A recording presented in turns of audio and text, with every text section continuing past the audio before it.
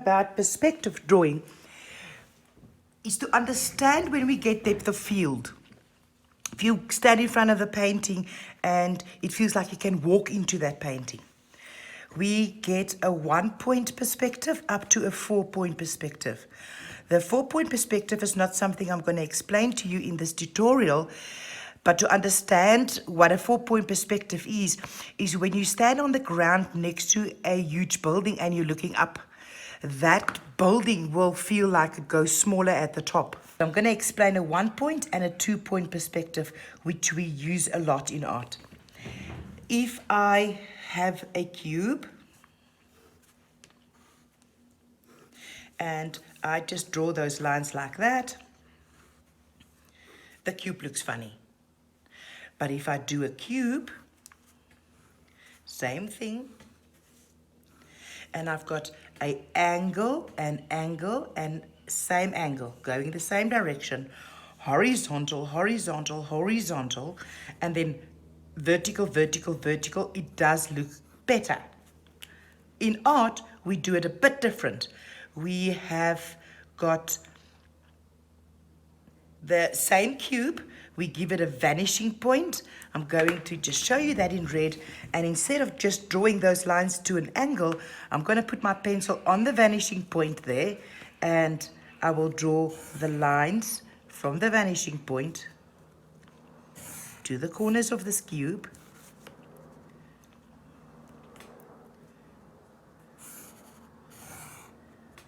So that looks a bit better. Got the horizontal, horizontal, and horizontal. Then I've got vertical, vertical, vertical. So therefore now it looks like with depth of field. If you want to add windows in this shape, for instance, I'm going to put my pencil back there again, and from that vanishing point I will draw in the windows. And vertical, vertical. The rule is that if we have this drawing, we can go horizontal, vertical, and vanishing point. You cannot decide on a drawing like this which angle you want to use. There's a specific angle. It's either from your vanishing point, a 1-point vanishing point, or a 2-point vanishing point.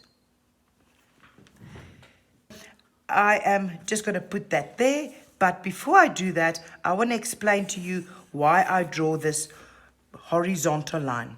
The horizontal line is where the vanishing point will sit on.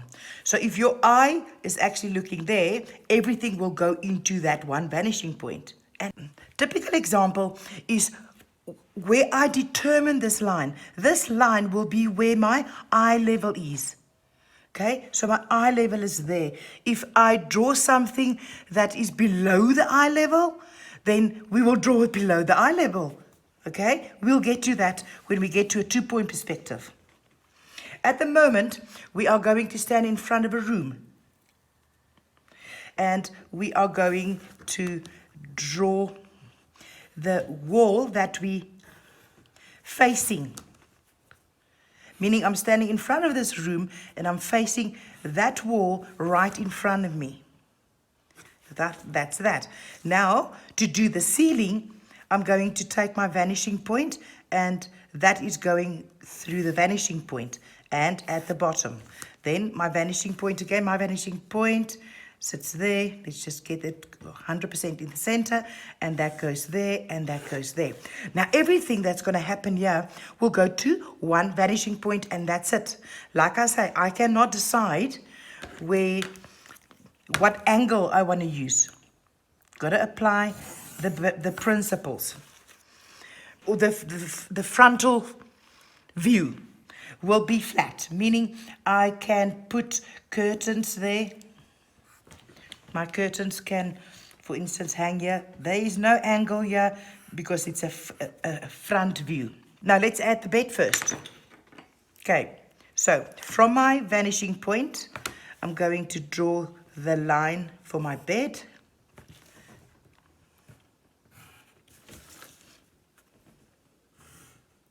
So we've got vertical, horizontal, vertical, and vanishing point. And like I said, no other angles is allowed. So that is my vertical, vertical. This is horizontal. And on my bed, I've got a cover lying there. And that will, your eye can't see it because we're watching it from the front view. The pillows, let's say we've got our throw going up to there, and we've got our pillows sitting. So it's horizontal, vertical, horizontal. So there's my pillows. That's the bed. Next to the bed, or the wall, we have got a painting. So from my vanishing point, right, I will draw the line of the painting, the top part, and below my eye level, I have that part. Then vertical, vertical.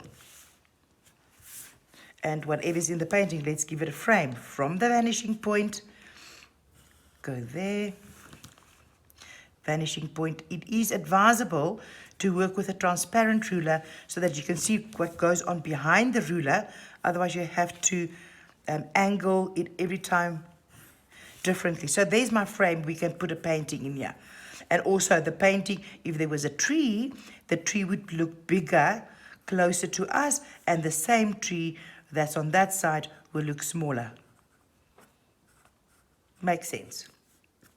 Okay, in front of this bed, we've got a carpet. From the vanishing point, put my ruler there, goes there. From the vanishing point, that one, let's guess that the carpet will be that wide.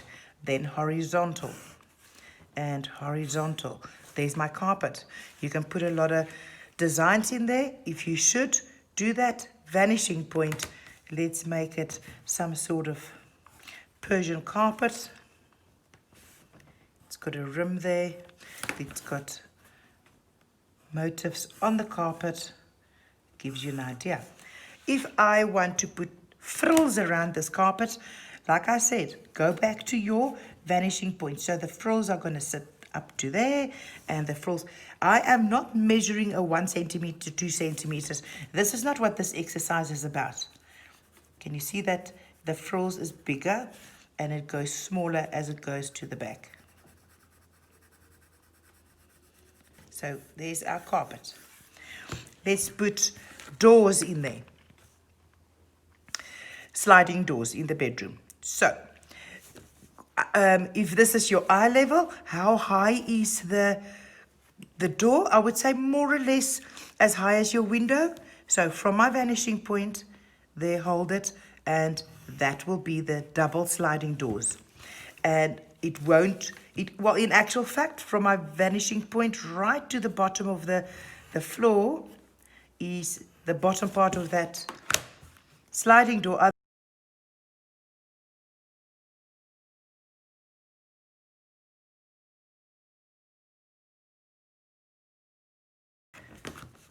Let me just enhance that line. Now, from the vanishing point, I'm going to put the frame in again from the vanishing point. There, I'm going to put the frame of the sliding doors.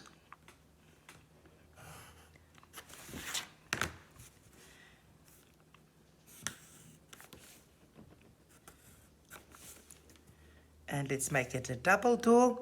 So to make it a double door, to find the center of that, I'm going to take the diagonal lines from corner to corner, and there is the center of that sliding door.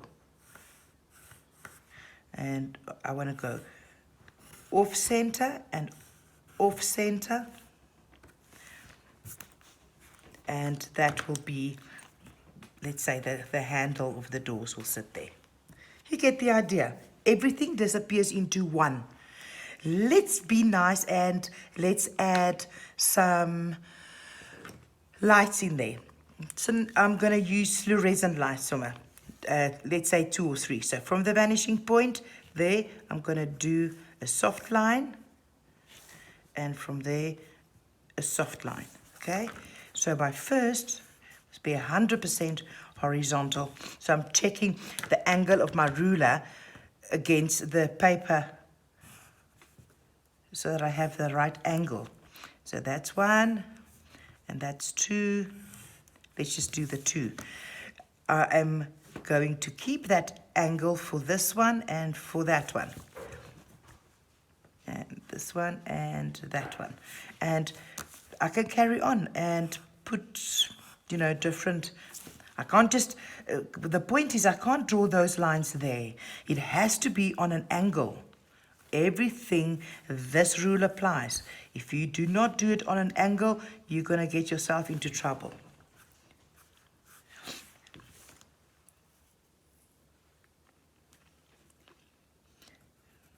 If I want to give it some depth there, I go vertical and horizontal to give it a 3D look. And this will be the light shining there. We can repeat that there. So you get the idea how everything goes into the center. That is 1 point perspective. Now it's your turn to try.